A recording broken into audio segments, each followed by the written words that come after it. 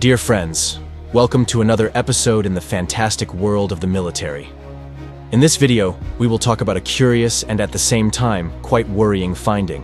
Most of the components of North Korean missiles used by Russia against Ukraine are manufactured in the United States. But how did the world's second most sanctioned country manage to do this?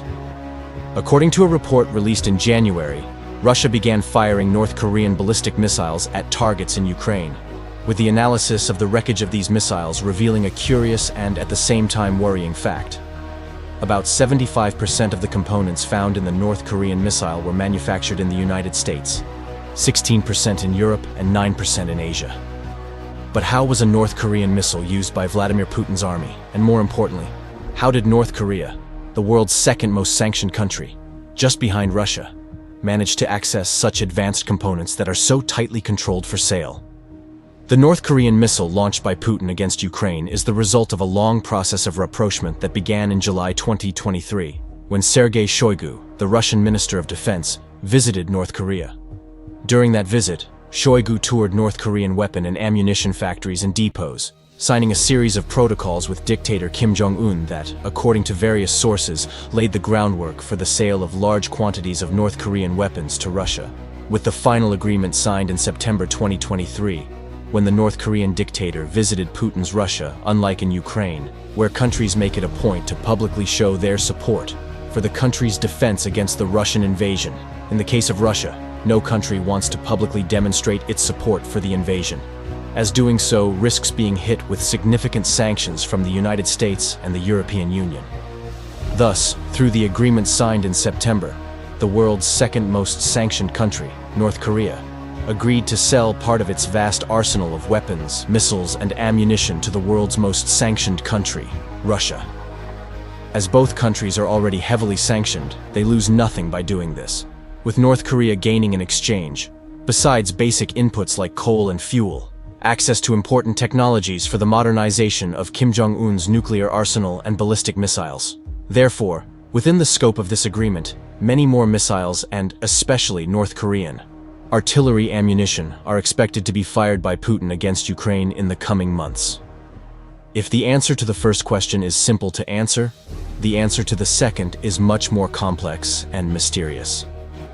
After all, how does Kim Jong-un manage to access so many Western parts and components to produce his missiles?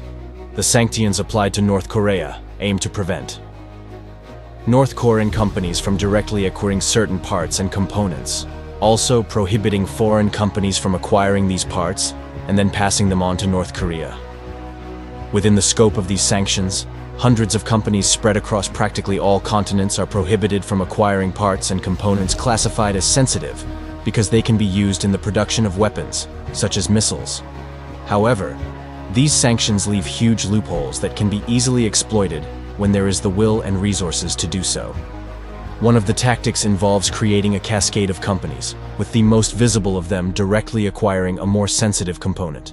Then, this company resells the component to another, which resells it to another, and so on, in a long sequence that can involve dozens, or depending on the component, even hundreds of companies spread across all continents to not raise so much suspicion. This scheme is so well crafted that often the companies involved don't even know they are participating in a scheme to circumvent sanctions. But it is not a recent invention, with the United States having a lot of experience with this. In the early 60s, the United States had designed the impressive SR-71 Blackbird spy plane, an aircraft that still holds the record for altitude and speed, exceeding 2,174 mph and 78,740 feet. But, to achieve these numbers, the surfaces heated up a lot due to friction with the air and, therefore, the Blackbird was almost entirely built in titanium, the only alloy capable of withstanding such pressure and temperature. However, there was a big problem. The only supplier in the world capable of meeting this demand was the Soviet Union. It was more than obvious that the Soviets would not sell this titanium to the United States. And so, the CIA, Central Intelligence Agency, created a network of hundreds of companies spread across Latin America and Africa intended to buy Soviet titanium, which was then, in total secrecy, transported to the United States. And thus, for many years, the United States bought almost the entire Soviet production of titanium, which was used to produce planes employed precisely to spy on Soviet activities in North Africa and the Middle East. And today, countries like Iran, Russia, and North Korea use similar schemes for the production of their weapons, with this becoming quite evident in the wreckage of the North Korean missile launched by Putin against Ukraine. It is clear that sanctions hinder making production and development of more advanced weapons more expensive and slower. But, as tough as they are, they simply cannot completely block, because there is always one way or another to circumvent them.